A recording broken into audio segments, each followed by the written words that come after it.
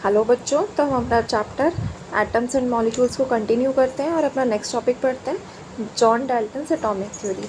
देखो, John Dalton ने क्या कहा था कि अगर हम मैटर के बारे में मैटर को अगर हम डिवाइड करते जाएं तो हम फर्दर एक ऐसे पॉइंट पे पहुंचेंगे कि उससे ज़्यादा हम उसे और डिवाइड नहीं कर सकते। तो उन्होंने उस पार्टिकल को क्या नाम दिया था? एटम। उसके अलावा उन्होंने एक लॉ प्रपोज किया था जिसको हम बोलते हैं लॉ ऑफ मल्टीपल प्रपोर्शन। आप रिकॉल कर सकते हैं, हमने लास्ट क्लास में 5 लॉ देखे थे लॉ ऑफ केमिकल कॉम्बिनेशन के। उसका जो थर्ड लॉ था, लॉ ऑफ मल्टीपल प्रपोर्शन, वो जॉन डाल्टन ने प्रपोज किया था। तो इस लॉ की स्टेटमेंट को समझने से पहले हम क्या करते हैं, एक एग्जाम्पल देखते हैं। देखो, हाइड्रोजन और ऑक्सीजन हमारे कंबाइन होके क्या बनाते हैं? 2 कंपाउंड बनाते हैं। एक तो वाटर बनाते हैं और एक क्या बनाते हैं? Hydrogen peroxide. इसकी रिएक्शन देखते हैं। अगर आपको याद हो तो हमने लास्ट क्लास में 2 लॉ पढ़े थे, law of definite proportion and law of conservation of mass. उसी को रिकॉल करते हैं और इस एग्जांपल को समझते हैं। देखो, हमारा हाइड्रोजन और ऑक्सीजन जब 1:8 की रेशियो में कंबाइन हो रहे थे बाय मास, तो हमारे क्या बना रहे थे? वाटर। अब सपोज़ करो हमारा ये 2 ग्राम हाइड्रोजन है और 16 ग्राम ऑक्सीजन है। अगर आप इसकी रेशियो लोगे बाय मास तो वो 1:8 ही आएगी। और ये कितना वाटर बनाएंगे? 18 ग्राम। ठीक है। अब अगर हम नेक्स्ट लेते हैं हमारा हाइड्रोजन परऑक्साइड, हमने सेम हाइड्रोजन लिया और ऑक्सीजन लिया। अब देखो, यहाँ पे ऑक्सीजन का, वाटर में ऑक्सीजन का एक ही एटम है, तो यहाँ पे ऑक्सीजन कितनी थी? 16 ग्राम। अब यहाँ पे ऑक्सीजन के 2 एटम है, तो यहाँ पे इसका मास कितना हो जाएगा? 32 ग्राम। ठीक है। तो अगर हम law of conservation of mass करेंगे, जो क्या कहता है कि जितना मास हमारा रिएक्टेंट का होता है उतना ही मास हमारा प्रोडक्ट का होता है। तो 2 और 32 कितना हो जाएगा? 34 ग्राम हमारा हाइड्रोजन परऑक्साइड मिल जाएगा। ठीक है। तो अभी यहाँ पे हमें प्रोडक्ट को नहीं देखना, हम सिर्फ अपने रिएक्टेंट से मास को देखते हैं। तो अब देखो, यहाँ पे हाइड्रोजन का मास क्या है? हाइड्रोजन का मास सेम है, 2 ग्राम 2 ग्राम। यहाँ पे मास किसका चेंज हो रहा है? ऑक्सीजन का चेंज हो रहा है। तो अगर हम ऑक्सीजन के मास की रेशियो लेते हैं तो वो सिंपल 1:2 आएगी। देखो, 16 और 32 की रेशियो लेंगे तो वो कितना आएगा? 1:2 आएगी। मतलब सिंपल एक होल नंबर की रेशियो आएगी। तो यही जो है डाल्टन का लॉ कहता है। डाल्टन का लॉ क्या कहता है? एक मिनट। कि अगर हम कि हमारा कोई एलिमेंट है जो कि एक से ज़्यादा कंपाउंड बना रहा है, तो उसमें क्या होगा? एक एलिमेंट का मास तो कांस्टेंट रहेगा, जैसे कि हमारा वाटर और हाइड्रोजन परऑक्साइड है। तो इसमें क्या था? इसका हाइड्रोजन का मास तो कांस्टेंट था, मास किसका चेंज हो रहा था? हमारे दूसरे एलिमेंट का। ऑक्सीजन का मास हमारा चेंज हो रहा था। तो इसका जो मास चेंज होगा ना, वो किस में होगा? एक सिंपल रेशियो में ही चेंज होगा। ठीक है, होल नंबर रेशियो में चेंज होगा। ऐसा नहीं है कि ये 1.5 या 0.5 या किसी और फ्रैक्शन में हो जाएगा। हमेशा सिंपलेस्ट होल नंबर की रेशियो रहेगी। ठीक है। चलो अपना नेक्स्ट टॉपिक देखते हैं। उसके बाद हमारी आती है डाल्टन की एटॉमिक थ्योरी। तो डाल्टन की एटॉमिक थ्योरी क्या कहती है? देखो, डाल्टन की जो एटॉमिक थ्योरी थी ना, वो एक टर्निंग पॉइंट थी in the study of matter. और ये थ्योरी किस पे बेस्ड थी? जो हमारे लॉज थे केमिकल कॉम्बिनेशन के, उस पर बेस्ड थी। और उसके अलावा ये थ्योरी क्या कहती है? ये थ्योरी ये कहती है कि हमारा जो मैटर है, मतलब चाहे एलिमेंट हो, चाहे कंपाउंड हो, चाहे मिक्सचर हो, वो किससे बना हुआ है? एटम से बना हुआ है। ठीक है। तो इस थ्योरी का हम फर्स्ट पॉइंट देखते हैं। फर्स्ट पॉइंट ये कहता है कि जो हमारा मैटर है ना, वो टाइनी पार्टिकल से बना हुआ है, जिसको हम एटम बोलते हैं। ये अब तक हमें समझ आ गया है ना? इस पॉइंट को हम कई बार देख चुके हैं। और ये जो एटम है ना, यही पार्टिसिपेट करता है जो हमारी केमिकल रिएक्शन होती है। देखो, हमारी एक केमिकल रिएक्शन थी, हाइड्रोजन और ऑक्सीजन ने मिलकर क्या बनाया?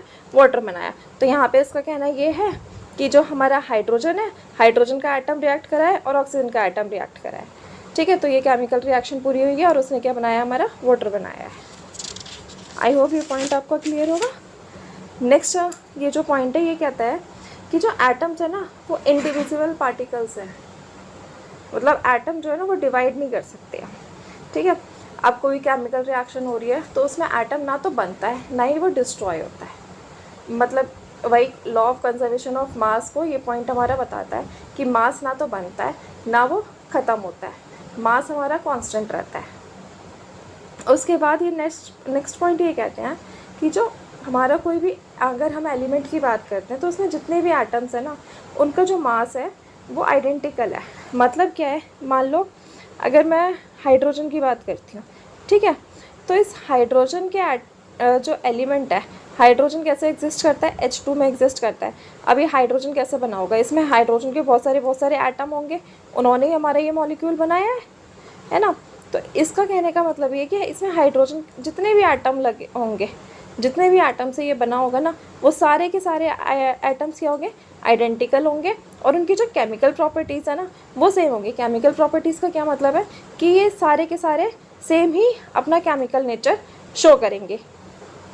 उसके बाद नेक्स्ट पॉइंट में ये क्या कहते हैं, ये कहते हैं कि जो हमारे एटम्स हैं डिफरेंट एलिमेंट के, सपोज़ करो हमने हाइड्रोजन ले लिया और हमने ऑक्सीजन ले लिया, ठीक है, तो इनकी जो केमिकल प्रॉपर्टीज़ होंगी ना वो भी डिफरेंट होंगी, और इनका जो मास होगा ना इनके एटम का वो भी डिफरेंट होगा, ठीक है। अब नेक्स्ट ये पॉइंट कहते हैं कि जो हमारे एटम्स हैं ना वो कंबाइन करते हैं स्मॉलेस्ट होल नंबर रेशियो में, ताकि जो हमारे कंपाउंड है वो तभी बनते हैं। ये पॉइंट हमने कहाँ पे पढ़ा है, हमारा लॉ ऑफ डेफिनेट प्रोपोर्शन, वो भी यही कहता है कि जब हमारा कंपाउंड बनता है ना तो वो एक सिंपलेस्ट होल नंबर रेशियो में बनता है। जैसे कि हमारा एग्जांपल ले लो, हम कॉमन एग्जांपल वाटर ही लेते हैं। वाटर जब बनता है तो सिंपलेस्ट होल नंबर रेशियो क्या रहती है, 1:8, ठीक है। नेक्स्ट पॉइंट ये क्या कहते हैं, the relative number and kinds of atoms are constant in a given compound. ये आपका जो लॉ है जो अभी हमने पढ़ा है, लॉ ऑफ मल्टीपल प्रोपोर्शन, ये वो पॉइंट है, ठीक है। अब डाल्टन जो थे ना वो फर्स्ट साइंटिस्ट थे, उन्होंने क्या कहा कि अब हमारे इतने सारे एलिमेंट्स हैं, उन सब एलिमेंट्स का अगर हम नाम लिखेंगे, सपोज़ करो मुझे हाइड्रोजन के बारे में अगर मैं हाइड्रोजन के बारे में बात करना चाहती हूँ तो मैं बार बार हाइड्रोजन हाइड्रोजन हाइड्रोजन नहीं लिखूँ। उससे बेटर उन्होंने क्या कह दिया कि हम ना एलिमेंट के लिए एक सिंबल यूज़ कर लेते हैं, ठीक है। तो उन्होंने कुछ एलिमेंट के सिंबल दिए, जैसे कि हाइड्रोजन का ये था, ऑक्सीजन का ये था, फॉस्फोरस का ये था, है ना, कार्बन का, आयरन का, सल्फ़र का। और उसके अलावा अगर मान लो वो हाइड्रोजन के एक एटम की बात कर रहे थे तो वो हाइड्रोजन का एक सिंबल बनाएंगे, अगर वो 2 की बात कर रहे हैं तो 2 सिंबल बनाएंगे, ठीक है। पर ये जो मेथड था ना ये इतना कन्वीनियंट नहीं लगा, क्योंकि इतने सारे सिंबल याद करना भी पॉसिबल नहीं है। तो उसके बाद क्या करते थे जो साइंटिस्ट थे, तो वो क्या करते थे, जैसे कि मान लो हमारे जैसे गोल्ड है, ठीक है, तो गोल्ड का मतलब होता है येलो, तो जैसे कलर के नेम पे या फिर जो एलिमेंट कहाँ पे पहली बार मिला उसके नाम पे रखने लगे। अब इसमें भी क्या होती थी, बहुत सारी कंट्रोवर्सीज हो जाती थी। तो उसके बाद क्या आया, हमारे एक और साइंटिस्ट आए, बर्जीलियस ने कहा कि जो सिंबल होना चाहिए ना वो ऐसा होना चाहिए कि जो हमारा एलिमेंट है ना उसका फर्स्ट लेटर ले लेते हैं या फिर 2 लेटर ले लेते हैं, ठीक है। तो इस पॉइंट को ध्यान रखा गया, और हमारी एक ऑर्गेनाइजेशन है IUPAC जो कि साइंटिफिक ऑर्गेनाइजेशन है, उन्होंने जो हमारे एलिमेंट्स थे उनके सिंबल बनाए। जैसे कि उन्होंने क्या कहा, हाइड्रोजन का दिया H, एल्यूमिनियम का दिया Al, मतलब जो हमारे एलिमेंट के इंग्लिश नाम थे ना उसी का पहला लेटर ले लिया, या फिर पहला लेटर और नेक्स्ट लेटर, जैसे कि एल्यूमिनियम के केस में किया है। ऐसे ही अगर हम एक एग्जांपल देखें, कोबाल्ट है ना, तो इसका सिंबल क्या हो जाता है, CO, ठीक है। अब देखो जो हमारा फर्स्ट लेटर है ना वो हमेशा हमारा कैपिटल में लिखा जाता है, और जो हमारा नेक्स्ट लेटर है वो हमारा स्मॉल में लिखा जाता है। जैसे कि हम एग्जांपल देख लेते हैं क्लोरीन का, तो क्लोरीन का पहला C ये कैपिटल आएगा, और उसके बाद L ये स्मॉल आएगा। जिंक का कैपिटल होगा Z और स्मॉल होगा N। अब देखो अब क्या होता है, जैसे हमारा कार्बन है, ठीक है, अब है क्लोरीन है, कोबाल्ट है, अब देखो कार्बन भी C से शुरू हो रहा है तो इसका तो हमने दे दिया C। अब अगर हम नेक्स्ट की बात करें क्लोरीन की, तो अगर हम इसे C दे देंगे तो यूनिक तो रहेगा नहीं, तो क्या करा कि इसको ना Cl बोल दिया। अब इसको जैसे कोबाल्ट है इसका भी C है, अब देखो इसका और कार्बन का सेम तो हो नहीं सकता, हमें अलग अलग देना है, तो हम क्या करेंगे, इसका हमने दे दिया CO, ठीक है। अब ये क्या है, फिक्स्ड है, मतलब ऐसा नहीं है कि अगर हम इंडिया में हैं तो हम कार्बन के लिए C यूज़ करेंगे, क्लोरीन के लिए Cl यूज़ करेंगे, नहीं, ये ना यूनिवर्सल है, ठीक है। उसके अलावा क्या करें, अब ये तो थे हमारे इंग्लिश में जो नाम थे हमने उन्हीं के सिंबल बना लिए। कुछ हमने अलग लैंग्वेजेस के भी ले लिए, जैसे कि आयरन है, आयरन का नाम है फेरम, तो इसका सिंबल हो गया Fe। सोडियम का है नेट्रियम, तो इसका हो गया Na। पोटेशियम का है केलियम, तो इसका हो गया K। तो इस तरह से क्या हो गए कि हर एलिमेंट का ना एक यूनिक सिंबल हो गया, तो हम आइडेंटिफाई कर सकते हैं कि हमारा कौन सा एलिमेंट है उसके सिंबल से, ठीक है। तो उसके बाद हम अपने जो फर्स्ट 20 एलिमेंट्स हैं ना, उनके कुछ नाम याद कर लेते हैं।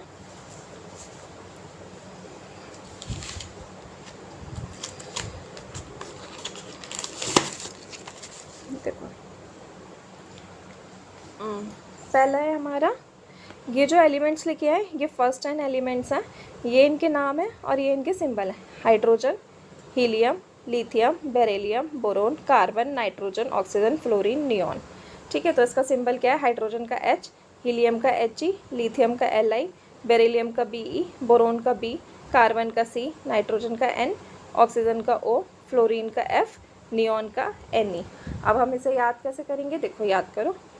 High, hello, high for hydrogen, hello for helium, hi hello like, like for lithium, BC, B पहला थोड़ा बड़ा है, ठीक है, बेरिलियम, बोरोन, कार्बन। तो ये करो हाई हेलो, लाइक करो, क्या लाइक करो? BBC news, N for nitrogen, on Friday night, on O for oxygen, Friday F for fluorine, night, night for neon. इसे दोबारा से करो, हाय हेलो, लाइक करो, क्या लाइक करो? BBC न्यूज़, और कब लाइक करो? On Friday night. Hi hello like BBC news on Friday night, ठीक है। तो इससे आपको आपके फर्स्ट 10 एलिमेंट्स याद हो जाएंगे। उसके बाद हमारा नेक्स्ट के 11 to 20 element, sodium, magnesium, aluminium, silicon, phosphorus, sulphur, chlorine, arsenic, potassium, calcium. Sodium का क्या सिंबल है? Na, मैग्नीशियम का Mg, एल्यूमिनियम का Al, सिलिकॉन का Si, फॉस्फोरस का P, सल्फर का S, क्लोरीन का Cl, आर्सेनिक का Ar, पोटेशियम का K, कैल्शियम का Ca। अब इसको याद कैसे करेंगे? ना मांगो, ना फॉर सोडियम, मांगो Mg है ना, आलू, आलू फॉर एल्यूमिनियम, ना मांगो आलू, silly people, silly Si for silicon, people P for phosphorus, ना मांगो आलू, सिली पीपल, ठीक है। यहाँ तक ही क्लियर हो गया। अब इस सिली पीपल को ना दोबारा रिपीट कर लेते हैं, silly people should call a kind cat, ठीक है। अगर आपकी और कोई भी ट्रिक है तो आप उससे भी याद कर सकते हो। उसके अलावा कुछ और हमारे सिंबल हैं जो कि हमारे जनरली यूज़ में आते हैं, तो उनको भी देख लेते हैं। जैसे कि यह हमारा गोल्ड, सिल्वर। अब देखो इसे कैसे याद करेंगे। गोल्ड और सिल्वर में सबसे आगे कौन रहेगा? गोल्ड। तो गोल्ड क्या बोलेगा? AU, और सिल्वर क्या बोलेगा? AG, ठीक है। सिल्वर गोल्ड से कम है ना, तो सिल्वर क्या बोलेगा? AG, और गोल्ड क्या बोलेगा? AU। यूरेनियम का U, जिंक का ZN, ब्रोमीन का BR, आयोडीन का I, लेड का देखो अलग है PB, और कॉपर का CU। आई होप आपको ये आज की क्लास समझ आई होगी। So thank you.